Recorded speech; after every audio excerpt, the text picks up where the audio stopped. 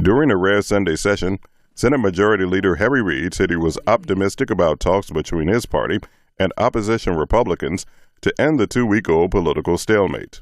Everyone in this body knows, and I think the American people know, that I met yesterday with Senator McConnell.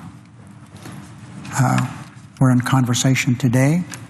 I'm confident the Republicans will allow the government to open and extend the ability of this country to pay its bills.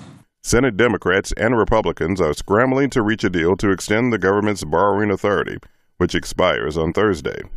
If the authority is not extended, the U.S. could no longer borrow money to pay its creditors or meet its other obligations.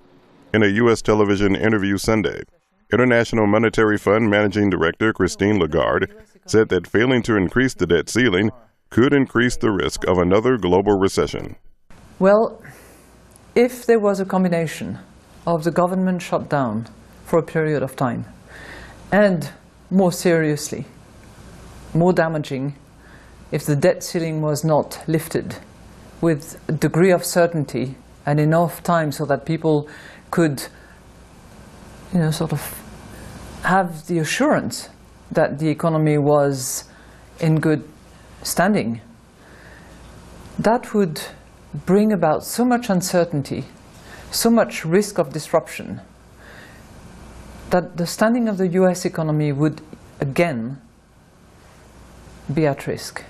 That some of the obligations that the first economy in the world has would not be respected. As lawmakers struggled to reach an agreement, a protest was staged at the World War II Memorial in Washington, led by prominent conservatives such as Republican Senator Ted Cruz. Let me ask a simple question.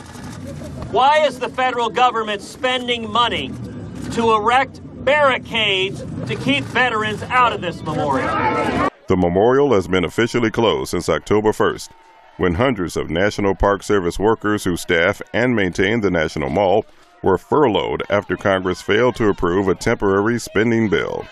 Some protesters carried metal barricades from the memorial to the White House and stacked them up outside the gates, confronting police in riot gear.